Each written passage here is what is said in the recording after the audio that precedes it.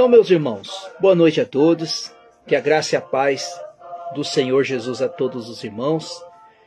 Quero nesse momento fazer exposição das Escrituras. Estou fazendo no livro de Salmos. Então, o Salmo 2, ele, na verdade, esse salmo é voltado totalmente para o ungido de Deus, para o Cristo vivo, para o Senhor Jesus. Então, esse salmo aqui, ele vai falar totalmente do sofrimento que Cristo passou, da sua morte e da ressurreição de Cristo, de Jesus. Nós precisamos entender uma coisa, meus amados irmãos. Nós precisamos compreender uma coisa. Quando nós formos falar do Velho Testamento, quando nós formos falarmos do Velho Testamento, nós temos que apontar e falar também do Novo Testamento. Então não adianta só nós pregarmos o Velho Testamento não apontando o Novo Testamento. Porque a igreja do Senhor, a igreja de Cristo, ela vive sobre o Novo Testamento. Nós vivemos sobre a Nova Aliança. Eu vejo muitos pregadores por aí pregando sobre o Velho Testamento, mas não apresentam o Novo.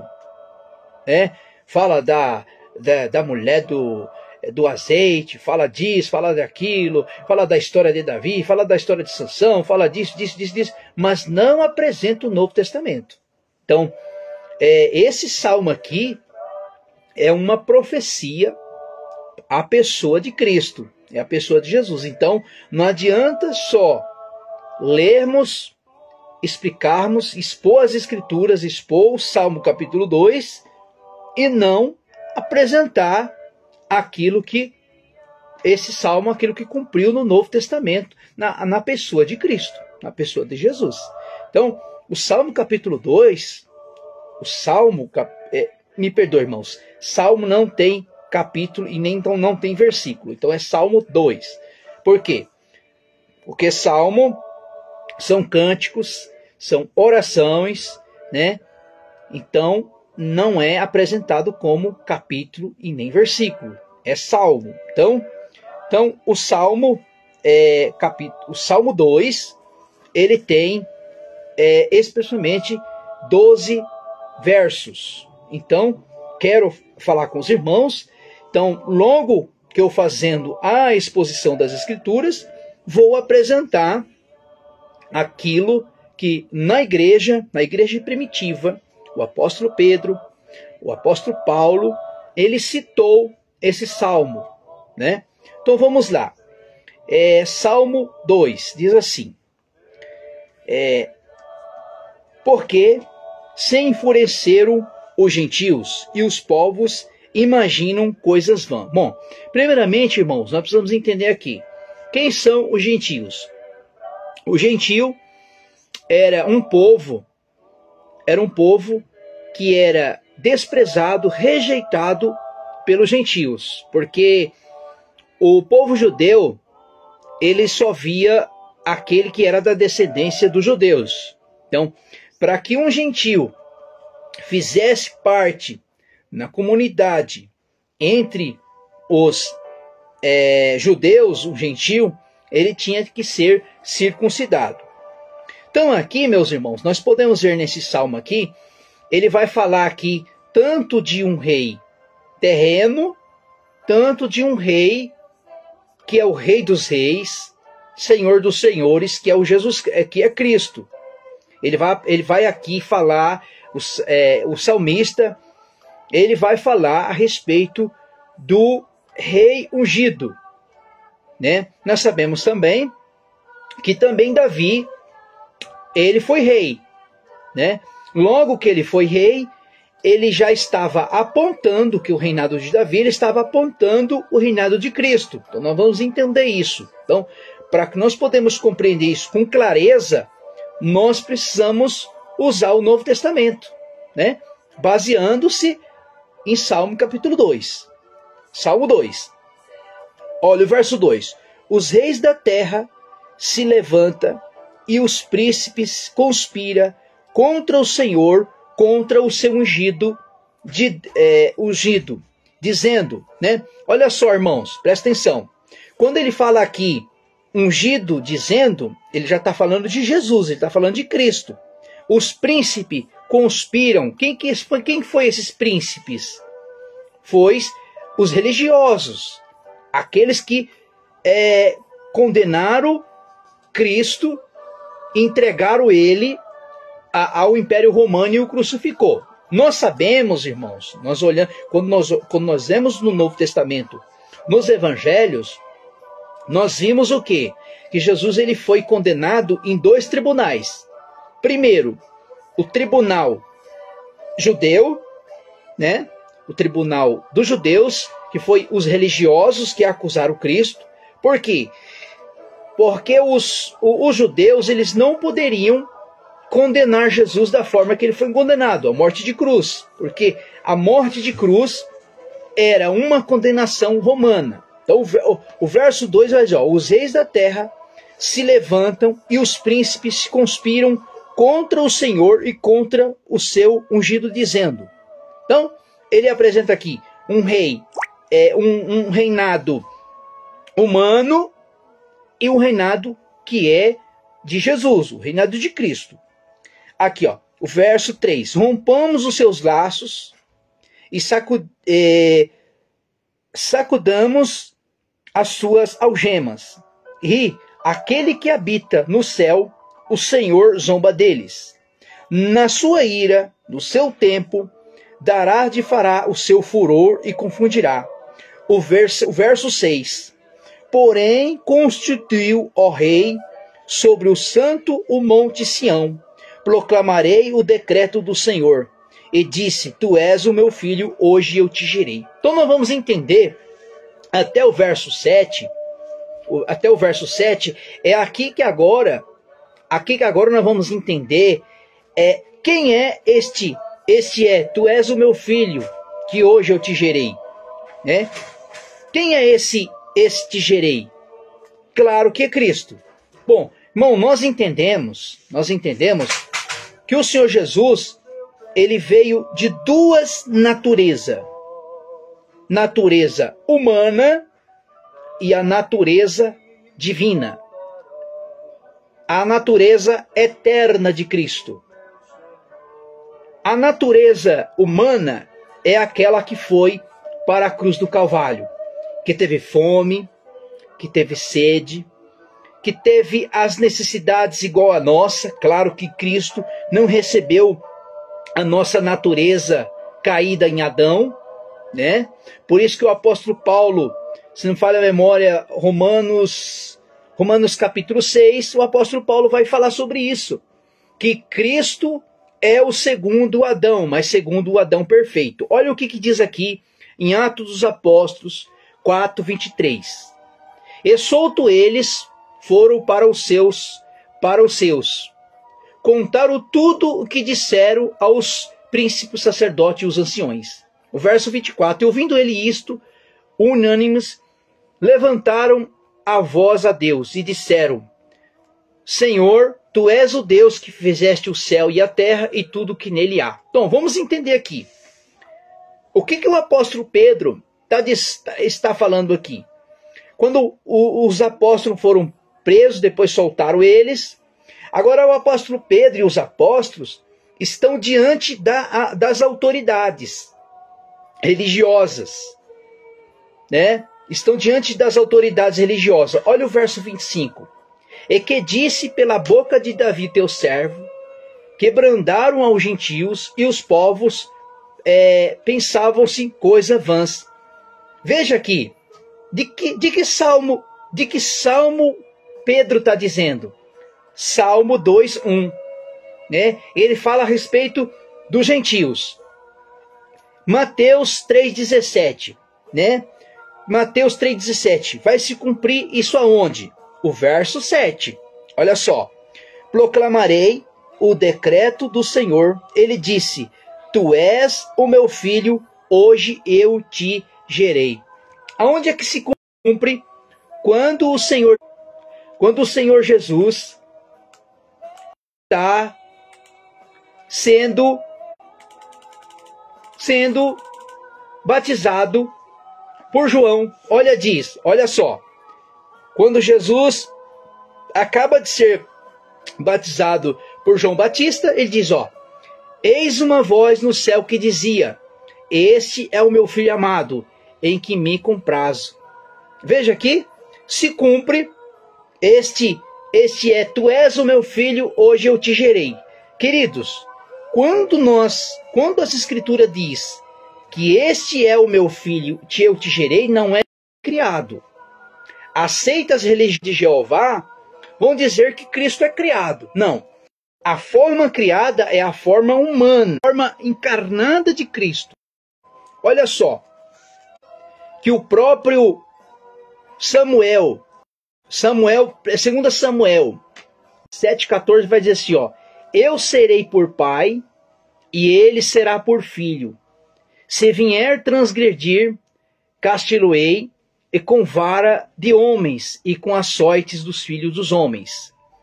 Aí nós vamos entender aqui também, meus irmãos, nós vamos entender, olha só o verso 8 de Salmo 2, 8 diz assim, pede-me, te darei as nações por herança, as extremidades da terra por processão. Ferro regerás e despedaçará com vaso. Agora, pois, os reis, sede prudentes, deixa advertir o juiz da terra. Servi ao Senhor com temor e com alegria, e nele com tremor. Beijai ao filho, para que não se irrite. Não procedeis no caminho, porque dente em pouco inflamará a ira. Bem-aventurado todos que nele se refugiam. Então, para nós entendermos aqui o que o salmista está querendo dizer aqui a respeito da pessoa do Senhor Jesus, tu és o meu filho, hoje eu te gerei.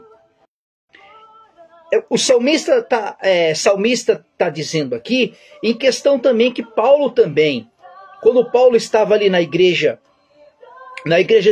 de Antioquia, quando Paulo estava lá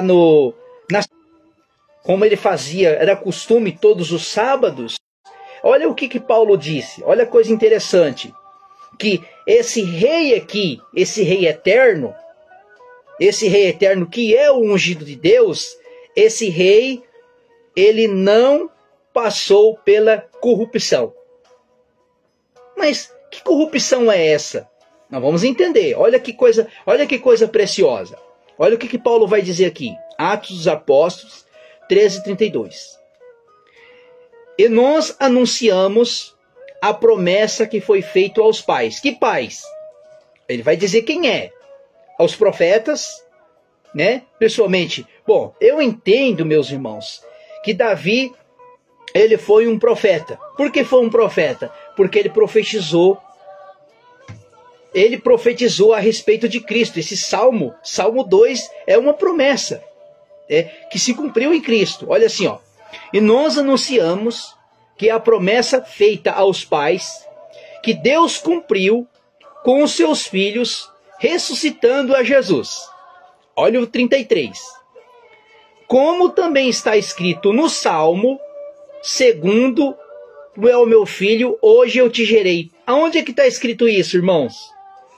Está em Salmo 2, verso 7. Aí olha o que Paulo vai dizer. E o que ressuscitaria entre os mortos para anunciar e tornar a corrupção, diz assim, as santas fiéis bênçãos de Davi vos darei. Irmãos, o que o salmista, o que Paulo está querendo dizer a respeito da corrupção? Cristo errou? Não, nós vamos entender aqui que o apóstolo Paulo, que corrupção é essa? É que Cristo morreu, ressuscitou dos mortos, o qual o seu corpo não passaria na corrupção, não passaria na decomposição. E aí Paulo vai dizer aqui que os reis, os profetas morreram, mas passaram pela corrupção, mas Cristo não passou. Olha só o verso 34. Eu que ressuscitaria entre os mortos, nunca mais tornaria a corrupção. Diz, as santas fiéis bênçãos que Davi vos daria. Olha aqui, irmãos. Mas por que o apóstolo Paulo aqui, ele faz menção da pessoa de Davi? Porque Davi foi um rei, mas um rei um rei físico, um rei terreno. Só que esse Davi, ele já estava apontando Cristo. Até então, nós vamos entender que Davi, Cristo, veio da descendência da geração de Davi. Você pode ver muitas escrituras, um exemplo, o cego lá de Jericó. Quando Jesus estava passando ali, o que ele dizia? Cristo, o filho de Davi. Então, entendia que Davi já estava apontando Cristo. Vamos lá, olha o verso 37. Verso 37. Mas aquele a quem Deus ressuscitou, nenhuma corrupção viu. Tá vendo? Que corrupção é essa? Era a questão, meus irmãos, da decomposição do corpo. Cristo, o seu corpo foi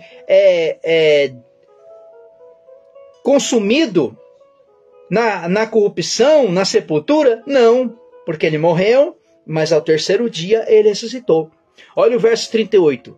Seja, pois, notório, homens e irmãos, que por este vos anuncio a ressurreição dos pecados, em tudo que pela lei de Moisés não puseste ser justificado, que por ele é justificado todo aquele que crê. Irmãos, vamos entender a coisa. É por isso que quando nós pregamos a palavra de Deus, pregou no Velho Testamento, tem que apresentar o novo. Sem apresentar o novo, fica algo... Por quê? Porque o Velho Testamento, para a igreja, só tem validade com o Novo Testamento. Por quê? A carta aos Hebreus vai dizer que agora aliança, que aliança é essa? O novo pacto, na pessoa de Cristo Jesus.